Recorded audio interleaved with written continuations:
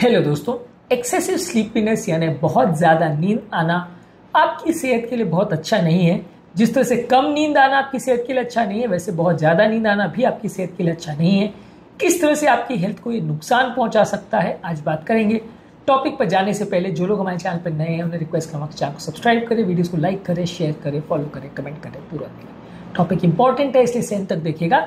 चलिए शुरू करते हैं इंपॉर्टेंट वीडियो। सबसे पहला, आपका ओवरऑल सोचने समझने का, याद करने की क्षमता कॉम्प्रोमाइज हो जाती है। अलग अलग चीज़ों में कॉन्सेंट्रेट करने की क्षमता कम हो जाती है। कोई भी इंफॉर्मेशन जो आपको दी जाती है उसको प्रोसेस करने की क्षमता कम हो जाती है। मेमोरी में बार बार लैप्स होते हैं, लर्निंग की कैपेबिलिटी कम हो जाती है। तो यानी बेसिकली आप मान के चल सकते हो कि यदि आप बहुत ज़्यादा नींद आपको आ रही है दिन भर, खासकर दिन के टाइम जब आप रात को एक्टिवेटली सो भी चुके हो फिर भी अगर नींद आ रही है, तो ये सारी चीज़ें आपके दिन भर के मेमोरी फंक्शन को कॉम्प्रोमाइज कर सकती है।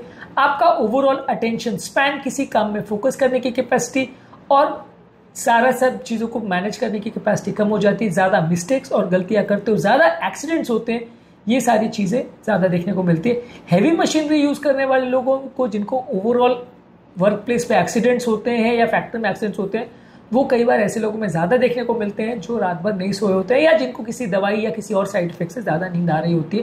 तो ये समझना बहुत ज़्यादा ज़रूरी है कि ओवरऑल हमारी वर्क कैपेसिटी कम हो सकती है। आपका ओवरऑल एक्सीडेंट होने का रिस्क भी बढ़ सकता है। वर्क प्लेस का एक्सीडेंट तो है ही है, ड्राइविंग के एक्सीडेंट भी बढ़ जाते हैं। ऑब्वियसली अगर किसी व्यक्ति को कोई ड्राइव कर रहा है और उसको ज़्यादा नींद आ रही है, खासकर अगर वो लॉन्ग डिस्टेंस ड्राइव कर रहा है, तो कई बार एक नींद का झोंका भी लग जाए तो आपका ओवरऑल रिएक्शन टाइम भी बढ़ जाता है, आपका जजमेंट कॉम्प्रोमाइज हो जाता है, आप बहुत ज़्यादा एक्सीडेंट प्रोन हो जाते हो।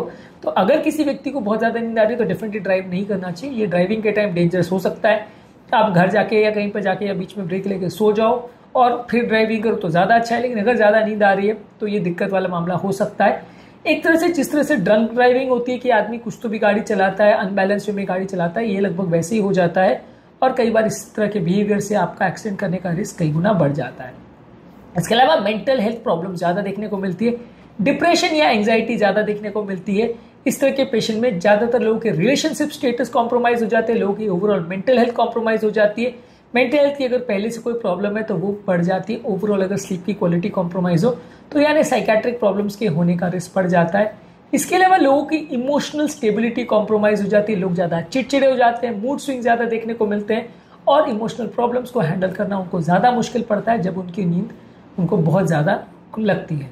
फिजिकल हेल्थ इश्यूज के बारे में अगर बात करें तो कुछ लोगों को इससे ज़्यादा ओबेसिटी यानी मोटापा हो सकता है, क्योंकि बॉडी का इन्फ्लेमेशन और इंसुलिन रेजिस्टेंस इससे बढ़ता है, इसलिए मोटापा होने का चांस बढ़ सकता है। डायबिटीज होने का भी ज़्यादा चांस कई गुना बढ़ जाता है, क्योंकि इस तरह के लोगों में इंसुलिन रेजिस्टेंस बढ़ता है। अगर आपकी प्रॉपर नींद हो रही है और आपको बहुत ज़्यादा या कम नींद नहीं हो रही है तो आपका ओवरऑल डायबिटीज़ मैनेजमेंट बेटर रहेगा। जिनको भी नींद का इशू है उसके बॉडी में ओवरऑल इन्फ्लेमेशन होना और मेटाबॉलिक प्रॉब्लम्स होने का चांस बढ़ जाता है। आपकी इम्यून सिस्टम की क्वालिटी भी कॉम्प्रोमाइज हो जाती है, जिसकी वजह से तरह तरह के इन्फेक्शन होने का चांस बढ़ जाता है। ओवरऑल आपको कार्डियोवैस्कुलर प्रॉब्लम जैसे हार्ट डिजीज, डायबिटीज और स्ट्रोक होने का चांस भी बढ़ जाता है। स्लीप एपनिया जैसी बीमारियां जिनकी वजह से भी लोगों को ज़्यादा नींद आती है, वो बाकी बीमारियों को भी और बढ़ाता है, मेटाबॉलिक प्रॉब्लम्स को भी बढ़ाता है। तो ये सारी चीज़ें ज़्यादा देखने को मिलती है।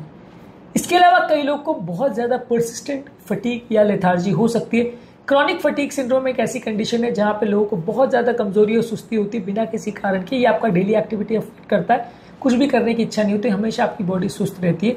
तो ये क्रॉनिक फटीग सिंड्रोम भी देखने को मिल सकता है जिनको नींद ज़्यादा आने का प्रॉब्लम है, या इनफैक्ट उल्टा भी हम कह सकते हैं कि जिनको क्रॉनिक फटीग सिंड्रोम है उनको बहुत ज़्यादा नींद आने का प्रॉब्लम हो सकता है। ओवरऑल आपका डिसीजन मेकिंग, आपका क्रिएटिविटी और ओवरऑल परफॉर्मेंस कॉम्प्रोमाइज हो जाता है। तो आपकी प्रोडक्टिविटी कॉम्प्रोमाइज हो जाती है। आपकी जॉब में आप कंपेरेटिवली बाकी स्टाफ के कंपैरिजन में अच्छा परफॉर्म नहीं कर पाते हो और आप वर्क प्लेस पे भी कम यूजफुल हो जाते हो। इसके अलावा आपकी सोशल स्टेटस कॉम्प्रोमाइज हो जाती है। आप जो ऐसी एक्टिविटीज़ करनी होती है आपके रिलेशनशिप्स को मेंटेन करने के लिए, वो आप नहीं कर पाते हो। इसके अलावा आप लोगों के साथ एंगेज नहीं कर पाते हो, आप ज़्यादा सोशल विड्रॉल का शिकार होते हो, ज़्यादा आइसोलेशन का शिकार होते हो। तो आपकी सोशल लाइफ भी कॉम्प्रोमाइज हो जाती है और बार बार आप बहुत ज़्यादा चिड़चिड़े हो जाते हो। तो छोटी छोटी बात पर लोगों से झगड़ा करना, लड़ाई करना, चिड़चिड़ा होना, ये सारी चीज़ें कंपेरेटिवली ज़्यादा देखने को मिलती है। ज़्यादा नींद आने की प्रॉब्लम से आपके हार्मोनल इश्यूज भी ज़्यादा देखने को मिलते हैं। कई हार्मोनल इश्यूज जो आपके वेट गेन, स्ट्रेस और मेंटल हेल्थ इश्यूज को अफेक्ट कर सकते हैं, वो सारे अफेक्टेड हो जाते हैं जब आपको बहुत ज़्यादा स्लीपीनेस होती है। ओवरऑल बॉडी में इन्फ्लेमेशन भी बढ़ जाता है यदि आपको नींद बहुत ज़्यादा आती है। या स्लीप किसी भी तरह से कॉम्प्रोमाइज होती है या बहुत ज़्यादा आती है, दोनों ही कंडीशन में आपको हार्ट डिजीज, डायबिटीज और आर्थराइटिस होने का चांस बढ़ जाता है। हर तरह के इन्फ्लेमेटरी प्रॉब्लम ज़्यादा देखने को मिलते हैं जिन लोगों को भी स्लीप का इशू हो। ये सिर्फ कम सोने वालों के साथ नहीं, ज़्यादा सोने वालों के साथ भी ऐसा हो सकता है। इसके अलावा ओवरऑल लाइफ स्पैन कम हो जाती है, मृत्यु दर बढ़ जाता है, बहुत सारी तरह की बीमारियां आपको अफेक्ट करने लगती है, तो ओवरऑल आपका मृत्यु दर भी बढ़ा देती है।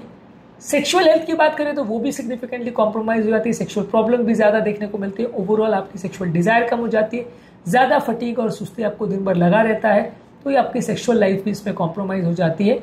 इसके अलावा इस तरह के पेशेंट्स में कई बार कुछ अनडायग्नोज स्लीप प्रॉब्लम्स हो सकते हैं कि दिन भर आपको ज़्यादा नींद इसलिए आ रही है क्योंकि आपको स्लीप एपनिया, नार्कोलेप्सी या रेस्टलेस लेग सिंड्रोम जैसी बीमारी हो सकती है जो आपके रात के स्लीप को कॉम्प्रोमाइज कर रही है। यानी ये जो एक्सेसिव स्लीपीनेस है वो रात में होने वाले इंसोम्निया से रिलेटेड हो सकता है, तो वो बीमारियों के बारे में भी जांच करना और उसको मैनेज करना जरूरी है। ओवरऑल आपका मेटाबॉलिक प्रोसेस कॉम्प्रोमाइज हो जाता है, आपका फैट मेटाबॉलिज्म कॉम्प्रोमाइज हो जाता है, आपका ओवरऑल फैट स्टोरेज बढ़ जाता है, ओवरऑल आपका मेटाबॉलिक प्रोसेस स्लो हो जाता है, वजन कम करना और वजन को मेंटेन करना मुश्किल हो जाता है।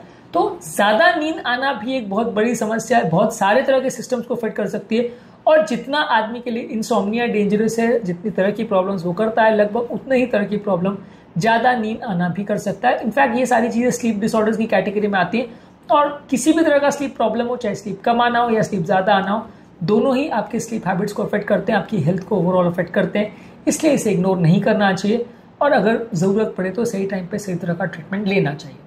आज के टॉपिक में हमने बात करी कि ज़्यादा नींद आने की वजह से क्या क्या तरह की हेल्थ प्रॉब्लम्स हो सकती हैं।